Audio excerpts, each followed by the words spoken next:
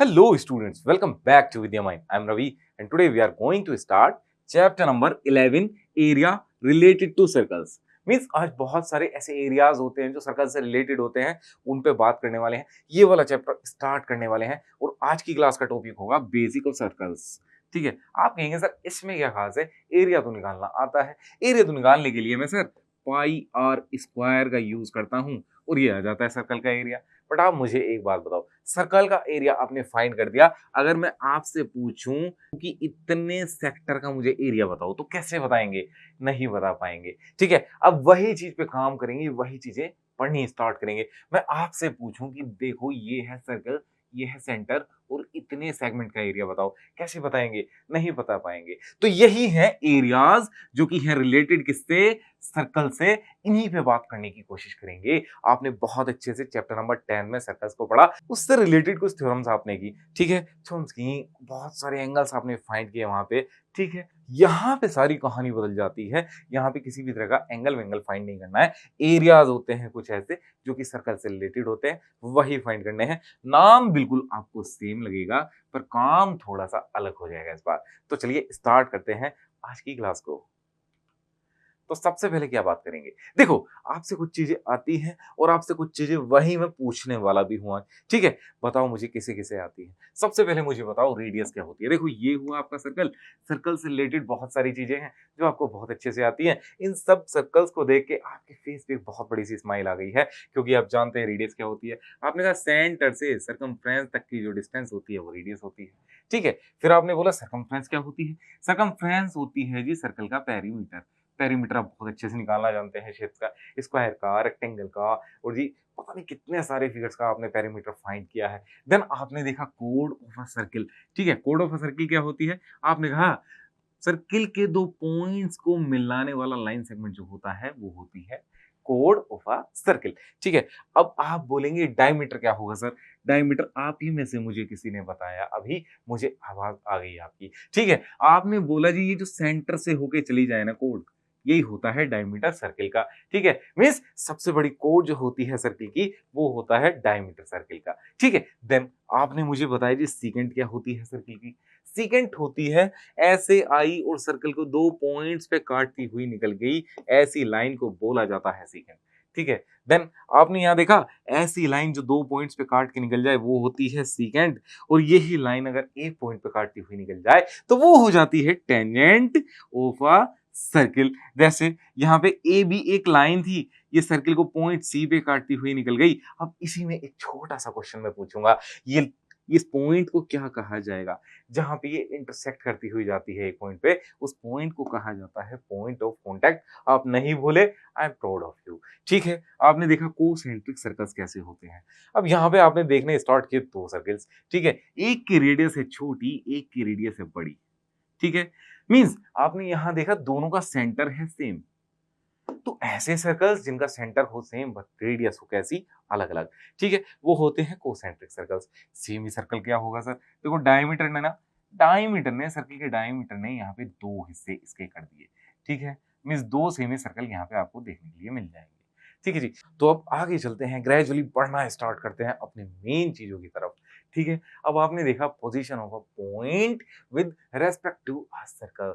ठीक है, तो आपने यहाँ से क्या पढ़ा? Observe the following cases. कुछ केस आने वाले हैं। सबसे पहला आता है point X lies inside the circle C.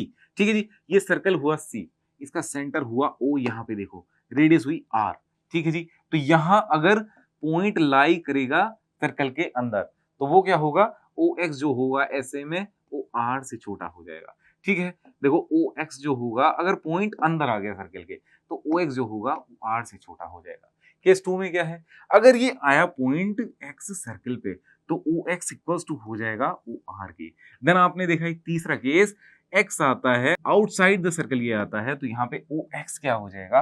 O x हो जाएगा आर से बड़ा।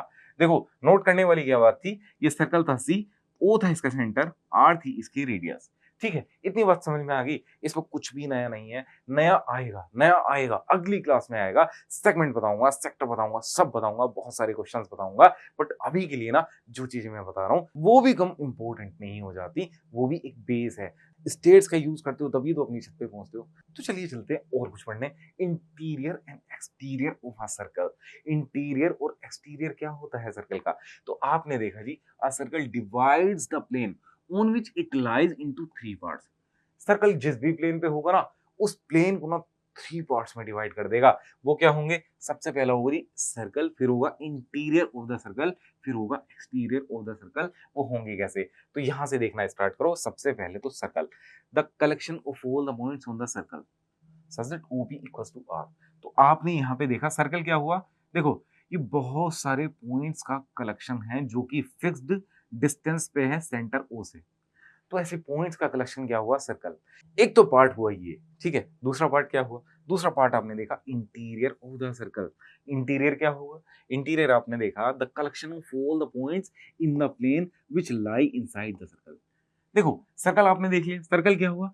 ऐसे पॉइंट्स का कलेक्शन जो किसी एक पॉइंट से एक फिक्स डिस्टेंस पे है, वो हुआ सर्कल। अब सर्कल के अंदर भी तो पॉइंट्स हैं, सर्कल के अंदर भी तो पॉइंट्स हैं। तो ये पॉइंट्स क्या हुआ? इन पॉइंट्स का कलेक्शन क्या हुआ? Interior of the circle.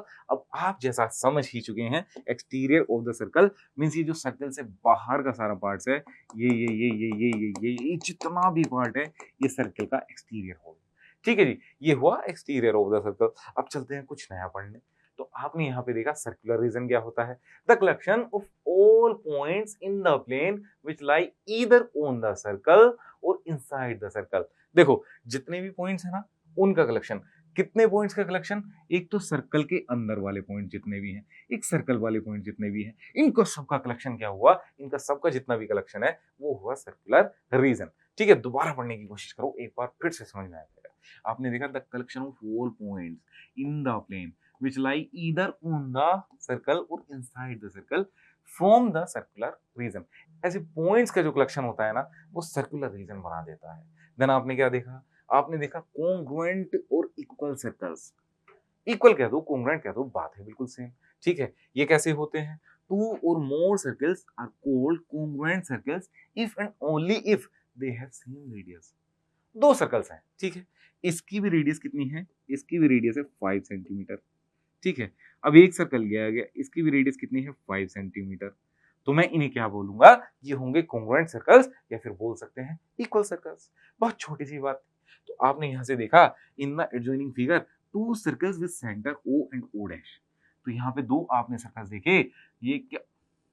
एक का सेंटर O है, एक का सेंटर है O डैश। ठीक है, they have equal radius OA equals to O dash B। मैंने जैसा बताया कि इसकी 5 है तो इसकी भी 5 है, तो OA इक्वल किसके हुआ?